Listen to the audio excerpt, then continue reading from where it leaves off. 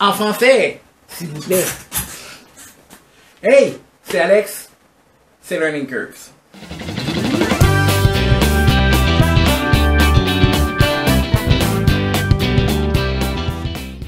Puis je faisais...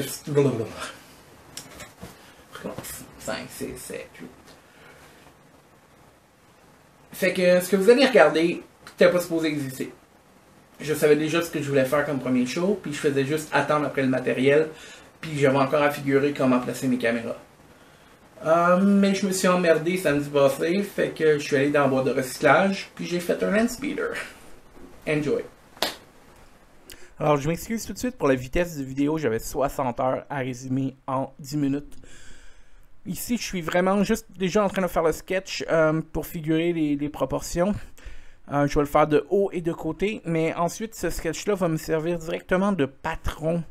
Dans quelques secondes, je vais le rendre droit avec des règles et des règles rondes, et ensuite je vais le tracer sur 2 morceaux de carton différents, un épais et un pour la finition par la suite. Le plus épais me sert pour le squelette du land speeder que je suis en ce moment en train de monter. Je me sers de Gorilla Glue pour tout tenir solidement en place, même si c'est pas tout à fait la meilleure colle pour le carton. Je suis déjà en train de faire les côtés. Je pensais vraiment utiliser le carton gaufré pour faire les grilles sur le côté. Finalement, à la fin, vous allez voir que je vais l'arracher. Je travaille tout ce qui se trouve en dessous de la carrosserie. En ce moment, je suis en train de faire une petite pièce mécanique qui est juste par parure, que je peins en noir directement pour qu'ensuite la finition, j'ai plus besoin de m'en occuper. Les bancs qu'on va retravailler un peu plus tard, je les peins noir tout de suite. Et je peins tout l'intérieur d'un brun ocre que je mélange rapidement. La première journée, j'ai travaillé 14 heures. Ici, je suis en train de faire le windshield que je vais remplacer à la dernière journée.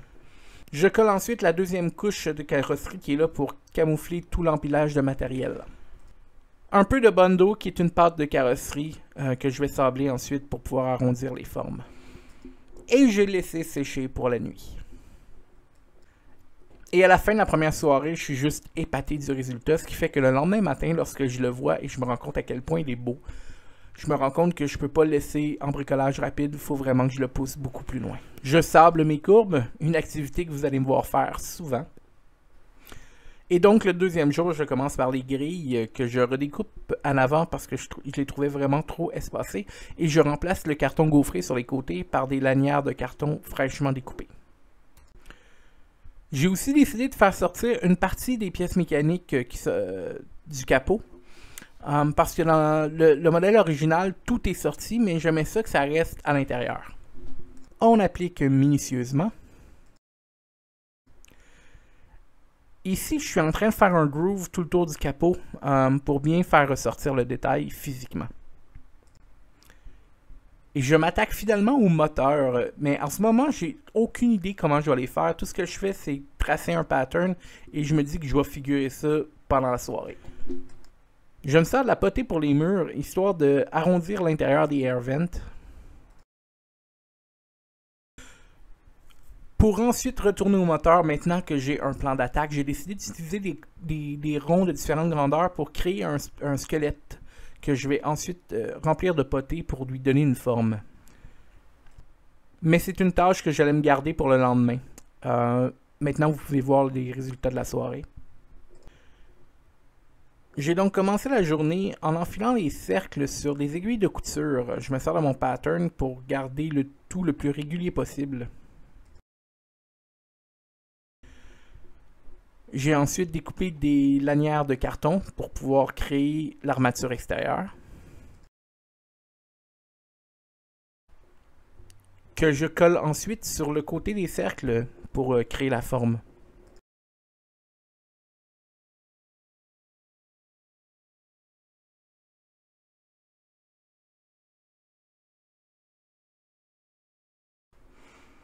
Ici, vous voyez le squelette de mes 3 moteurs. Je les ai ensuite remplis de potée, mais avec le recul, j'aurais dû faire une paroi avec du Scott Towel et de la colle pour pas que tout le plâtre rentre à l'intérieur et donne trop de poids au moteur. Mais c'est un défaut qui est négligeable. Et pendant que tout est en train de sécher, ben, je sable et je remets du Bondo sur les côtés que je vais ressabler et remettre du Bondo et ressabler. Et je vais mettre aussi de la Gorilla Glue histoire de solidifier le tout. C'est une opération que je vais faire régulièrement autant sur le body que sur les moteurs. Donc dans le film, le moteur droit est ouvert et on voit la mécanique à l'intérieur. Alors là, je m'attaque à l'engin. Mais je vais prendre des libertés avec celui-là. J'ai utilisé la moitié d'un couvercle de colle que j'ai ensuite recouvert de fil électrique et de détails en carton. J'ai ensuite peint en noir que j'ai essuyé rapidement pour faire ressortir les détails. On voit aussi une toute petite pièce mécanique qui va à l'arrière du Landspeeder. Et c'est avec ça qu'on finit la troisième soirée. Vous pouvez voir un peu les résultats.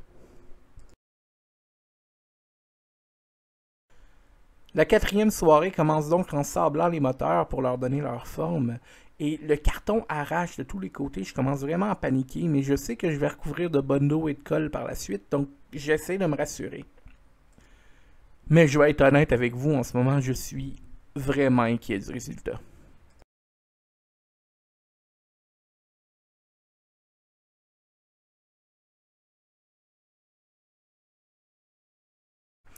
Pendant que tout ça sèche, je rajoute des détails sur la carrosserie du Landspeeder à l'arrière, toujours avec des petites grooves faites à l'exacto.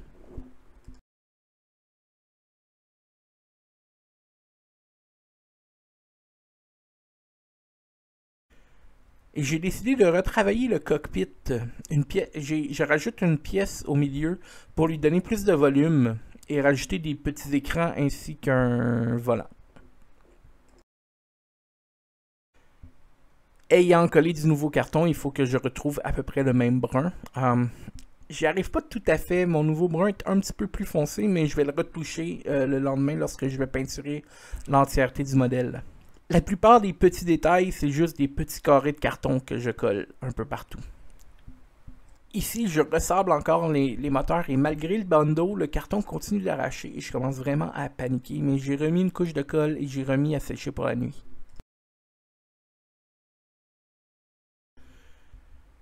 Cinquième journée, j'ai déjà sablé mes moteurs et ils sont vraiment plus solides. Donc là, je travaille l'aile qui va tenir le troisième moteur arrière. On ajuste le tout, mais je ne vais pas le coller tout de suite. Une nouvelle passe de sablage et de colle, et de Bondo, et de sablage et de colle, et de Bondo, non-stop jusqu'à ce que j'arrive à quelque chose de vraiment solide.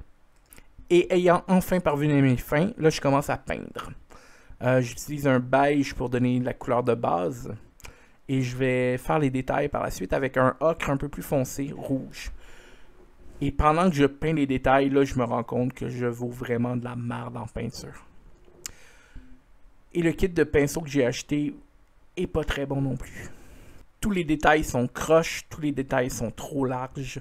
Mais j'ai pris un de mes vieux pinceaux qui date du cégep. Et avec ça, je suis revenu avec le pâle pour redéfinir les détails. Et je suis arrivé à quelque chose avec lequel je pouvais vivre sans être 100% satisfait. Je travaille le plus minutieusement possible en ce moment parce que je me rends compte à quel point je suis limité comme peintre. Maintenant que c'est peint et sec, je suis en train de faire l'assemblage final et je suis en train de coller toutes les petites pièces que j'ai créées beaucoup plus tôt dans les derniers jours. Et comme j'avais retrouvé un deuxième emballage de colle, j'ai décidé de refaire le windshield qui commençait vraiment à être trop endommagé. Malheureusement, j'ai utilisé un peu trop de colle lorsque je l'ai collé et les dommages étaient encore pires. Mais avec la peinture, j'ai réussi quand même à bien récupérer le tout. On voit ici le résultat de la soirée, le montage final et mon horrible travail de peinture.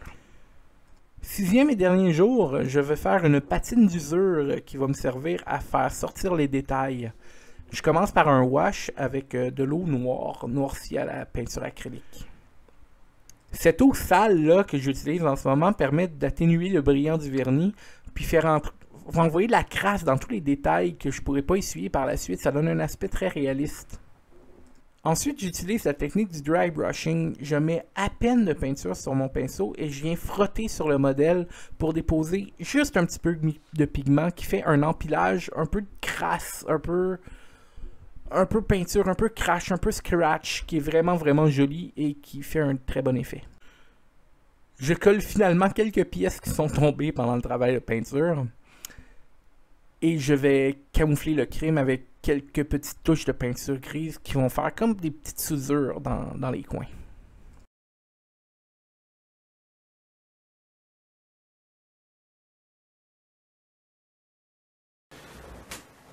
Wow! Fait que, qu'est-ce que vous en pensez? Personnellement, je le trouve vraiment malade. Je suis vraiment, vraiment heureux comment il est sorti. Je vais être honnête, 5e soirée, lorsque je peinturais, j'étais complètement découragé. Je trouvais vraiment que je faisais de la merde avec un pinceau. Mais une fois weathery, une fois abîmé avec la peinture, il sort vraiment fucking bien. Je suis vraiment heureux de comment le windshield est sorti. Quand j'ai vu les dommages faits avec la colle, j'étais sûr que je venais de le ruiner complètement. Mais avec un pinceau, je refais un petit peu comme de la poussière dans l'écran, dans le windshield. Puis je pense que j'ai bien caché les crimes. Non, vraiment, j'ai toujours été fasciné par les modèles de films. Puis je sais que c'est pas ce level-là. Là. Mais je me dis que dans une couple de mois, avec beaucoup de pratique, je pourrais arriver à quelque chose de filmable. Puis je pense que ça va être un objectif le fun à avoir.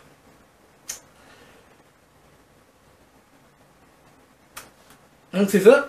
Je l'ai fait il y a 3 jours, puis je suis encore à le regarder, puis à faire comme holy shit, je peux pas croire que j'ai fait ça. J'espère que vous avez aimé. Bonne journée. J'étais en train d'oublier. N'oubliez pas de vous inscrire, subscribe, aimez si vous aimez la vidéo, commentez. Je vous vois bientôt. Alors, pendant qu'on regarde les photos, il y a 3 YouTubers que j'aimerais remercier pour m'avoir inspiré énormément pour cette vidéo. Le premier étant Adam Savage et Tested, qui a créé 2 vidéos sur le Strategy Building qui m'ont fait réaliser que j'étais capable de faire quelque chose comme ça. Le deuxième étant Nick Zemetti, qui a inspiré la forme du vidéo ainsi que le fait qu'il prouve ses résultats, même si des fois le résultat est so-so. Le troisième étant Iron Wolf Productions qui crée des maquettes incroyables. J'ai passé des heures à regarder ces timelapses pour m'inspirer. Alors merci beaucoup, j'espère que vous avez apprécié la vidéo. Bonne journée.